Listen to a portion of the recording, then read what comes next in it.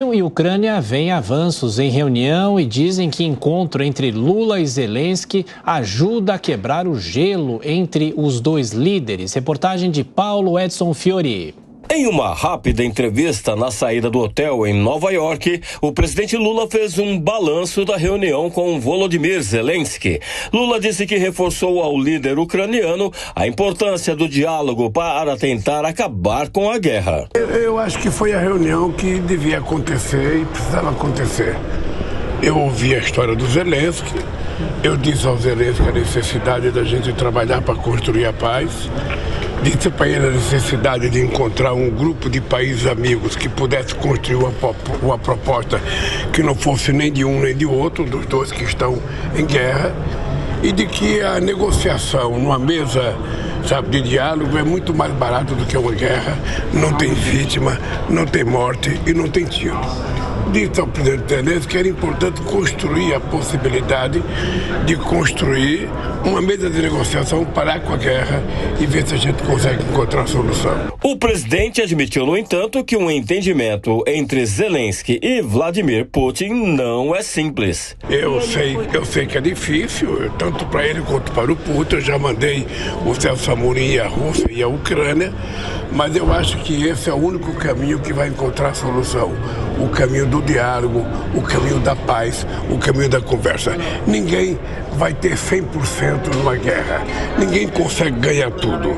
Ou seja, não é apenas a derrota do inimigo, é a construção de uma paz duradoura para que nunca mais aconteça uma ocupação territorial como fez a Rússia. Escalado por Lula para participar das negociações sobre o conflito, o assessor especial da presidência, Celso Amorim, negou que a China não tenha entrado nas discussões a respeito da paz na Ucrânia e relativizou o uso da expressão Clube da Paz, que ganhou força após uma viagem dele a Kiev para um encontro com Zelensky. De certa maneira, há um grupo de países interessados na paz, que estão falando mais em paz do que apenas em vitória bélica. Então se você quiser chamar de Clube da Paz, chama. Se não quiser chamar de Clube da Paz, não chama. A China deu para trás essa ideia quando o presidente... Eu não sei de nenhuma deu para trás, não sei de nada disso. A China tem participado, por exemplo, das reuniões que... Ela não participou da primeira reunião em Copenhague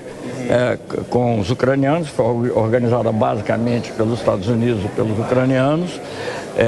Nós participamos e insistimos que a China deveria estar presente e ela se fez presente na reunião seguinte, que foi em Jeddah. Então, não sei, isso não é clube. Não. Do lado ucraniano, o ministro das Relações Exteriores, Dmytro Kuleba, disse que a reunião entre Lula e Zelensky foi importante para, nas palavras dele, quebrar o gelo entre os dois líderes.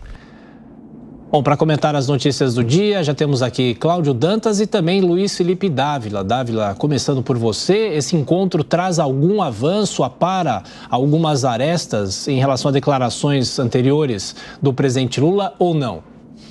Bom dia, Tiago. Bom dia, Lívia, Dantas e toda a nossa audiência. Olha, vamos dividir essa questão em duas partes. A primeira parte, muito importante, o que foi dito pelo ministro das Relações Exteriores da Ucrânia, quebrar o gelo, ou seja, voltou a ter diálogo entre Brasil e Ucrânia. Isso é algo muito importante, porque a posição do governo Lula até então era sempre mais pró-Rússia do que uma posição de neutralidade, que é clássica da diplomacia brasileira, para tentar encontrar um entendimento entre os países. Então, nesse sentido, foi muito importante mesmo. Houve uma quebra de gelo, uma restauração das boas relações diplomáticas com a Ucrânia. Mas o ponto é que diplomacia é uma relação de confiança e previsibilidade. E uma das coisas mais imprevisíveis no Brasil é o comportamento da diplomacia brasileira, que anda num pêndulo de um lado para o outro. E isso é que vem prejudicando a credibilidade no Brasil de ter mais voz, não só no assunto da Ucrânia, como outras questões internacionais. Então o Brasil precisa agora respirar, voltar ao centro e retomar o caminho da diplomacia tradicional para restaurar a confiança e a previsibilidade. E por último ponto, eu acho que é fundamental ressaltar que a pessoa que tem um papel fundamental para restaurar a paz na Europa, o país, é a China. A China é a única grande aliada da Rússia nesse jogo. Se a China realmente quiser ajudar a restabelecer a paz, é a única que pode forçar Vladimir Putin ao diálogo. E não é o Brasil. O Brasil pode ter um papel muito secundário, mas o papel protagonista no restabelecimento da paz é a China. Agora, Dantas, outro termo que o Mauro Vieira usou após essa reunião entre os dois presidentes foi um clima distendido. Diz que isso aconteceu num clima distendido, se falou sobre cooperação entre os dois países. Agora, eu imagino que uma coisa é o que se fala para a imprensa e outra coisa é o que acontece dentro de uma sala fechada, como uma reunião a portas fechadas. O que você imagina que eles devem ter discutido nessa reunião às escondidas, hein?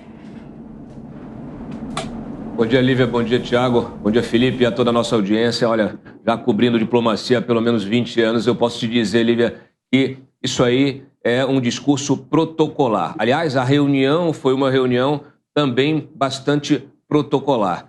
Olha, o Lula, ele, nessa entrevista que ele deu ao sair, e considerando a própria declaração do chanceler, do Mauro Vieira, ficou claro que ele fez um recuo em relação ao seu posicionamento anterior, aos seus posicionamentos anteriores, né? Ele chegou a ironizar o fato de Zelensky ter sido humorista, né, antes de assumir a presidência da Ucrânia, falava em resolver a paz com cervejinha, e agora não. Agora ele já começa a fazer um discurso mais diplomático. Talvez, na conversa com Biden, o Lula tenha sido alertado, né, para poder ter uma postura diferente no encaminhamento dessas questões, porque são questões geopolíticas super sensíveis. O Brasil, como eu já disse antes, ele tem lado nessa disputa, o lado da Rússia, o lado russo. Por quê? Porque também temos, além das questões ideológicas, temos uma dependência hoje da Rússia importantíssima, especialmente no diesel. O diesel, a partir aí da metade do ano passado até este ano, a Rússia se tornou o principal fornecedor de diesel do Brasil, o que naturalmente impacta aí no preço, né? Até se não tivesse aí esse acordo com a Rússia, provavelmente o preço do diesel já tinha até disparado muito mais. Então, a gente está dependente da Rússia em relação a isso, fora a questão dos fertilizantes. Então, tem muita... e a questão dos fertilizantes aqui, uma ressalva, né? A partir do fim do acordo que existia ali para o uso pela Ucrânia dos portos russos, também a gente deixou de receber esses fertilizantes da Ucrânia, que também era um outro fornecedor. Então, a nossa dependência em relação à Rússia aumentou demais nessas duas questões. Então, fica muito difícil qualquer tipo de postura. A melhor coisa que o Brasil tem que fazer, no caso aí o Lula, é se abster de tentar interferir ou dar opinião.